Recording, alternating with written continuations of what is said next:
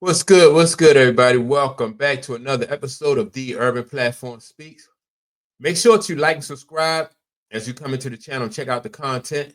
And with that being said, man, I wanna speak on Michael Jordan and the price Mike paid for his success in the league, right?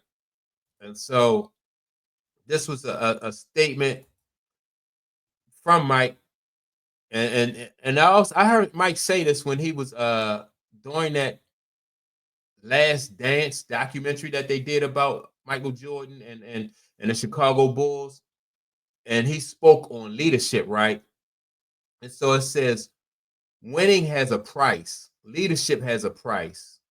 I pushed people when they didn't want to be pushed. I challenged people when they didn't want to be challenged, but I never asked them to do something I wasn't willing to do myself. And that right there, in my opinion, man, that really just says it all. In my opinion, that's like profound. When you think about, as a leader, you know what I mean, you do have to push people when they don't want to be pushed, right? Because you need the people around you, and he needed the people around him to raise their level. Um, he needed them to play better.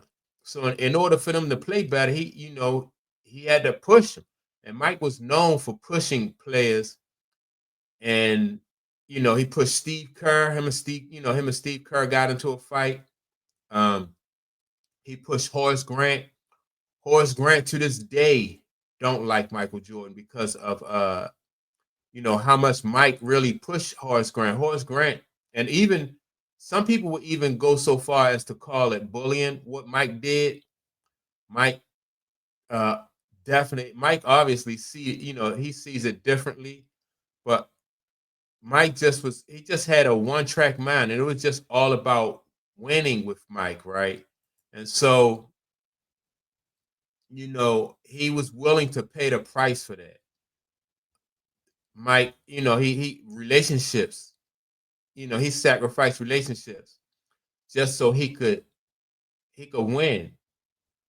And everybody who played, wasn't willing to do that. But if you was gonna play with Mike, if you was gonna be on my team, you was going to get pushed, and you was going to give everything you had, or else you wasn't going to be able to play with Mike. And I heard, a lot of people say that Kobe Bryant was the same way. Like, that's one thing that those guys, you couldn't take plays off, you couldn't take days off, you couldn't have step when you play with Mike, you couldn't have step when you play with Kobe. They would, that these guys would avoid those kind of people like the plague, and that's what Mike did.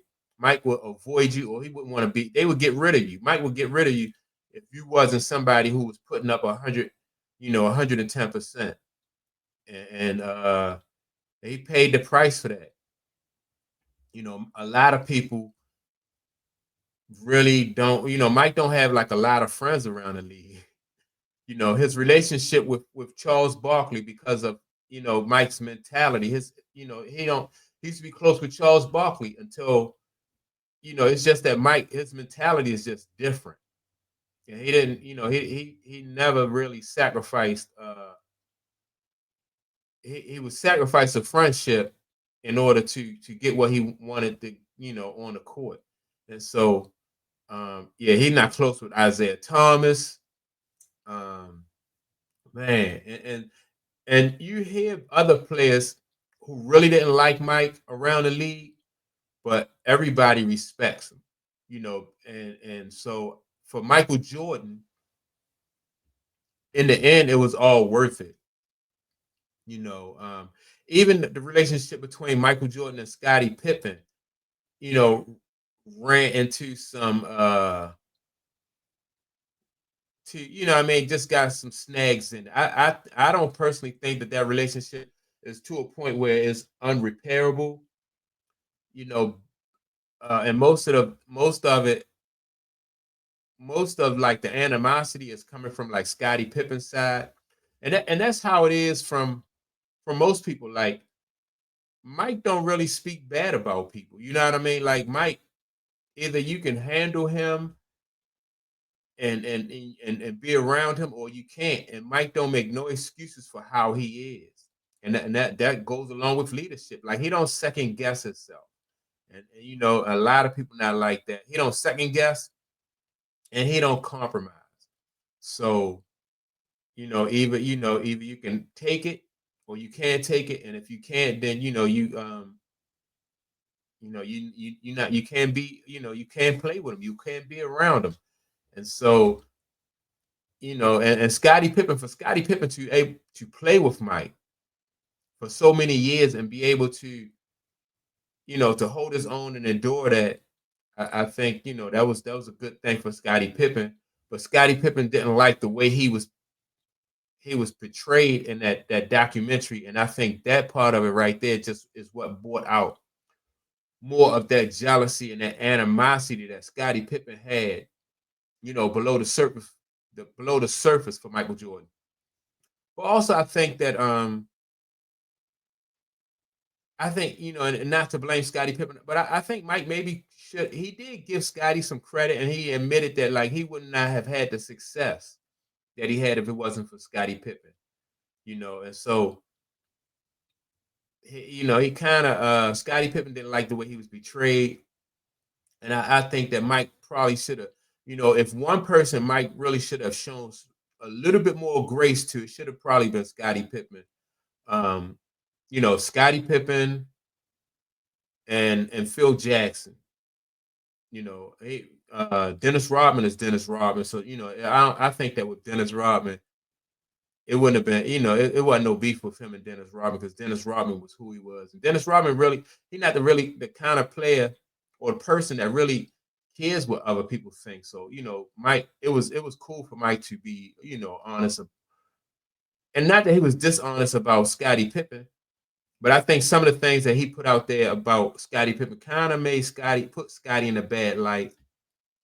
And I think that, that's one thing. Even myself, looking at that Last Dance documentary, I think Mike could have put uh Scottie Pippen in a more positive light, or left some of Scottie's flaws, like left that out of there, left that, because that was it should have been more so about Mike, and not really about the mistakes that Scottie made during his career. Should have left that out. But I mean, that's Mike.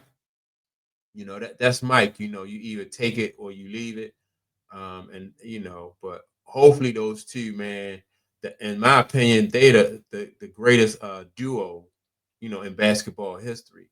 In my opinion, those two. Scottie Pippen was, I mean, he was dominant defensively, and I mean, he was everything that Mike wasn't. And he just picked up a lot of slack for Mike, and was really a major part in the success of the Bulls. So I think Mike could have cut him a little bit more slack. But like I said, Mike, for leadership and to win, that's just Mike's attitude. That's just his makeup. And that's why he like I said, he paid the price for that. And even now, that Mike is getting a little bit older, I don't think that Mike really second guess. He get second guess himself at all when it comes to that. And so you gotta appreciate it. You gotta admire it, because you don't find too many other you don't really find other ball players that are like that in today's game. And so that's my take on it. Don't forget to like and subscribe. Make sure to leave a comment. And with that being said, I'll check you all out in the next video. Peace.